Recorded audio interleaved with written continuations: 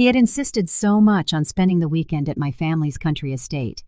He said he needed a break to breathe away from the city's chaos, the demands of work.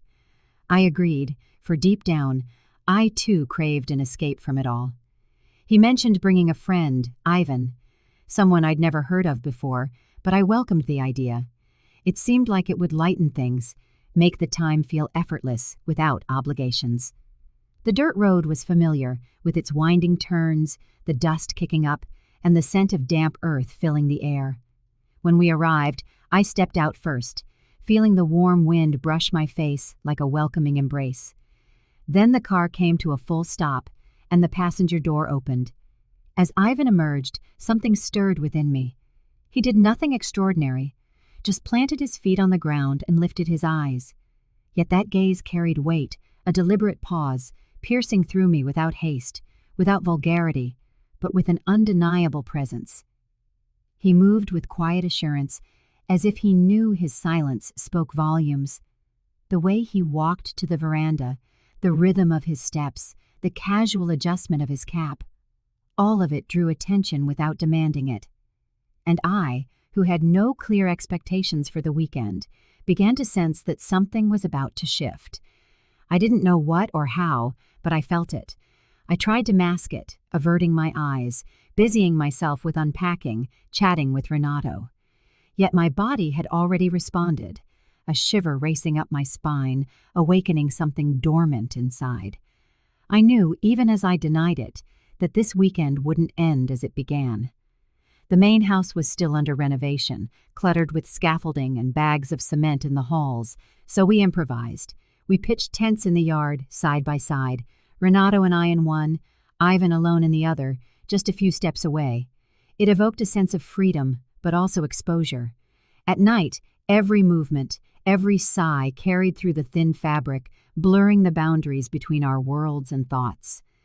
Daytime brought unbearable heat, the sun reflecting off the tent canvas, the air thick and still, sweat clinging to the skin like a persistent reminder. But nights cooled the air, turning the silence electric. I found myself attuned to Ivan's words, or his quiet stares. When he laughed at something I said, my body echoed the vibration in places I dared not name. Nothing was overt. It was all in the subtleties, the lingering glance, the way he listened with intense focus. Our hands might brush by accident, and I'd hold the contact a second longer, savoring it. I dismissed it as loneliness, my imagination running wild, but there was something real, a silent tension building, a warmth unrelated to the sun. Renato remained oblivious, always tinkering with something, a hose, a loose nail, his phone, leaving space that Ivan filled effortlessly, with intensity veiled in quiet. I realized what I felt wasn't fabricated. It was a connection, and somewhere within, I knew he felt it too. That night carried a different air. Perhaps the cheap wine, or the cricket's chorus, mingled with the scent of burning wood. We sat on the plastic chairs on the veranda, sharing laughs over old stories as the pizza baked in the makeshift oven. The dim hanging lights cast soft shadows on our faces. Ivan sat beside me, not touching, but feeling impossibly close. The heat of his body reached me in waves. I toyed with my hair, crossed my legs slowly, aware of every gesture. He tried not to look, but his eyes lingered a beat too long, conveying more than words ever could. It was a silent battle between respect and desire, and it ignited something in me. Each time our gazes met, time seemed to thicken, the world fading until only that moment existed, the line between what could and couldn't be. As we talked of life, plans, and memories, something new blossomed, unspoken, but alive. When he rose to fetch more pizza, the spot beside me turned cold, and I understood. This was no longer imagination. It was the start of something inevitable. The tent fabric rustled with the gentle wind, but inside, the heat was dense, suffocating. Renato approached from behind, pulling me by the waist in our familiar ritual, kissing my neck, his hand tracing my stomach. It was all the same, yet something had changed within me. My body complied, but my desire had shifted. I closed my eyes, letting it happen.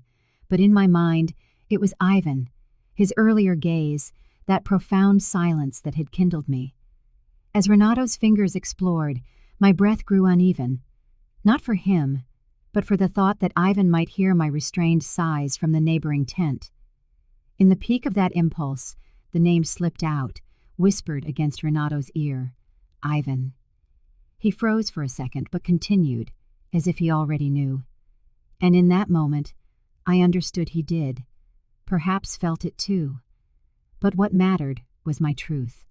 In the stifling dark, I belonged to someone else in my desires, a yearning that burned brighter for being unvoiced. I awoke with the sun barely risen, the tent glowing orange, sweat already clinging to my skin. Renato slept beside me, his light snores filling the space. I slipped out quietly, in just a short pair of shorts and a thin t-shirt stuck to my chest, no bra. Remembering I'd left my swimsuit in the wrong backpack, in Ivan's tent, I crossed the yard barefoot, leaves crackling underfoot. His tent flap was partially open. I entered without knocking, kneeling to rummage through the bags. That's when I felt the shift. He was waking. Glancing back, our eyes locked. Him half buried in his pillow, his gaze dark and direct. He saw me there, knelt, my curves outlined under the fabric, hair tousled from the night. Neither of us spoke. I kept searching, feigning normalcy, but every second of that stare scorched my skin. It was no accident. It was an unspoken invitation. In his slow breath, his unwavering eyes, I knew he understood. The midday sun demanded the pool. We gathered with cousins, towels draped over shoulders, drinks in hand, laughter echoing across the fields mixed with the splash of water. It all seemed light, innocent, but between Ivan and me, every interaction held deeper meaning. My bikini was too revealing for the thoughts I tried to suppress, the wet fabric clinging, exposing more than it hid. Ivan dove in after me, and from the first touch of water, it was as if a secret code activated. Our game began with subtle brushes, on the shoulder, the arm, a quick trace along the back. Soon, underwater encounters escalated, his hand grazing my waist, his leg pressing against mine deliberately. Once, his fingers slid beneath the fabric to my most intimate place, and I didn't pull away, just drew a deep breath to keep the desire from surfacing. No one noticed. We appeared as friends at play. But when I leaned in, whispering nonsense into his ear, my lips nearly brushing his skin, I felt his body respond, a subtle tremor, like an electric shock. There, under the blazing sun and in the water's embrace, fantasy blurred into reality. We recognized each other without words, just accumulated desire poised to erupt. Lunch had just ended, the table still emanating the aroma of melted cheese and scorched bread, everyone laughing and chatting in a tangle of conversations. I saw Ivan cross the yard, the thick chain he'd worn the night before dangling from his finger. Seizing the moment, I approached and said casually, "Let me borrow that chain." He nodded silently, his eyes revealing he knew it was more than that.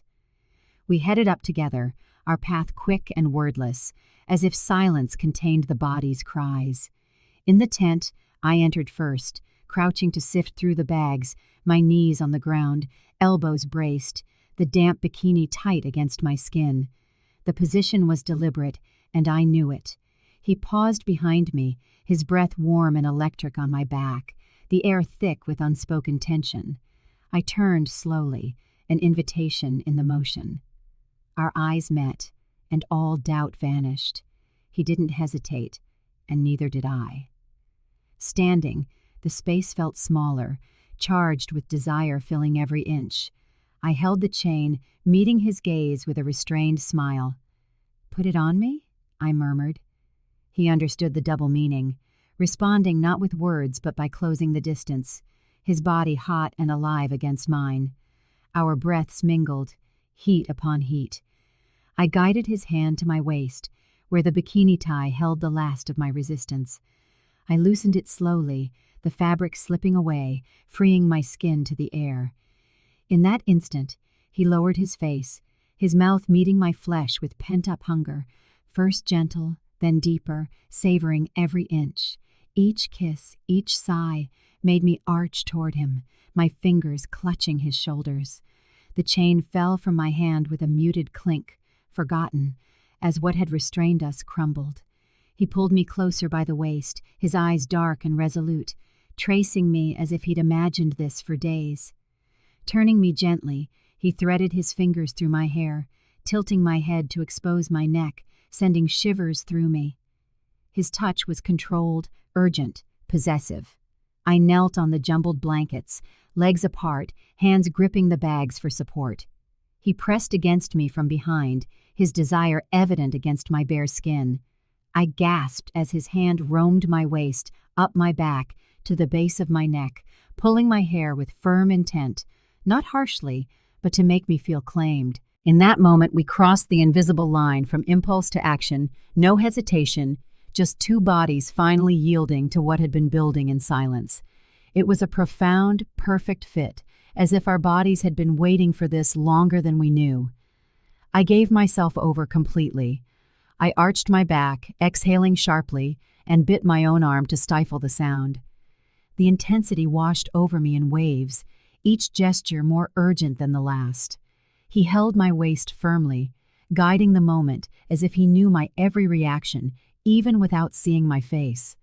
In that instant, I felt surrendered, yet not diminished. On the contrary, I felt whole. I was being touched completely, but I was also giving myself with intensity, with a hunger, a thirst. My skin was on fire, my knees firm against the sheets, as sweat traced a slow path down my back. I lost myself in sensations my body hadn't felt in a very long time, and when he pressed his body against mine, pausing at the exact moment everything expanded, I felt his heat meet mine, trembling together, deep. We stayed like that, in silence, only the sound of heavy breathing, our bodies still entwined.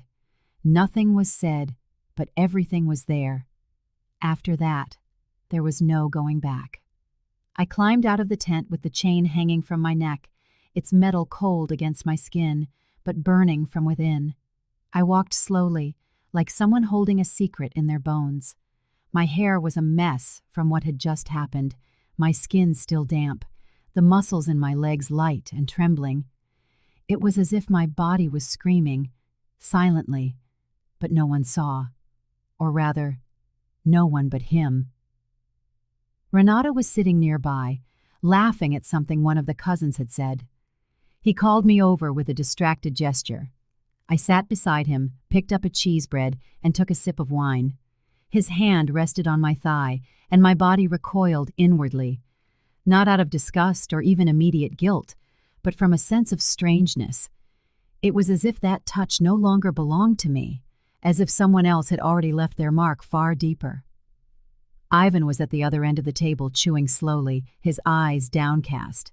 But then he looked up and saw me, not with the expression of someone wanting a repeat, but with the intensity of someone who knows exactly what has already happened. Between us, only a second of eye contact, but it was enough. He knew, I knew, and the silence between us said more than any conversation ever could. I feigned normality. I smiled, I joked, but inside, something was pulsing. Every movement, every laugh from the family, every sound of a fork on a plate was a reminder of what still throbbed between my legs. His taste was still on me, not just on my skin, but inside me, in my body, in my thoughts, a memory that not even a shower could wash away. The night fell, muggy and windless. The tent felt smaller than ever. Renato slept beside me, his chest rising and falling slowly, oblivious to the turmoil still burning beneath my skin. I couldn't close my eyes. My body was restless, too warm. Every fold in the sheet was a reminder of what had happened and of what could still happen. I slipped out in silence. The stars were hidden behind heavy clouds, but the yellowish light from the porch still illuminated a corner of the house. And that's where I saw him. Ivan, leaning against one of the wooden pillars, arms crossed, his gaze fixed on me. He said nothing, nor did I. But when our eyes met, He pulled me to him without hesitation, without questions. The kiss was direct, urgent, as if his mouth knew exactly where to stop and where to press. He pushed me against the wall, and my body offered no resistance. His hands moved down my back, strong, and the heat rising from the earth seemed to come from our own bodies. This was no longer a hidden desire. It was a contained fury, a necessity. I let myself be taken, because there in that damp darkness, I was not a wife. I was no one's woman. I was just me, and the want that had been consuming me since the very first glance. He took me with his entire body, like someone taking sustenance, and I let him. I surrendered with my eyes closed, my breath held, my fingers digging into his shoulders. On that porch, between shadows and old roof tiles, there were no names, no promises, no future, only the now. And in that now, I was desired as I hadn't been in a long time, not as someone to be handled with care, but as a woman, alive, instinctive, ready. And he knew how to read me and how to have me. Breakfast came with the smell of warm bread, sharp conversation, and forced smiles, everyone sitting around the table as if the day before had been just another Saturday. But inside me, nothing was the same. The chair felt uncomfortable, my shirt clung to my still sensitive skin, and the taste of Ivan was still there. Renato kissed my cheek, ran his hand down my back as he always did. It was an automatic affection, but my body no longer reacted as it once had. I felt guilt, a kind of guilt that didn't ache but burned, and with it a hidden heat, because even in my shame I remembered, and wanting it again hurt more than the memory itself. Ivan walked past me in the yard, distracted, drinking coffee from a mug. But a quick glance, just a second, was all it took for the want to return, whole and raw. I felt the chain on my neck grow heavier, cold against my skin, but boiling within, like a brand, a code that only he and I understood. And that excited me more than I could admit. I knew I had crossed a line, with my feet, with my body, with my soul, and there was no use pretending otherwise. Even if life went on, even if the coffee grew cold, even if I returned to my routine, a part of me had been left behind there, between those tents, in those hands. And the worst part was, I didn't want it back.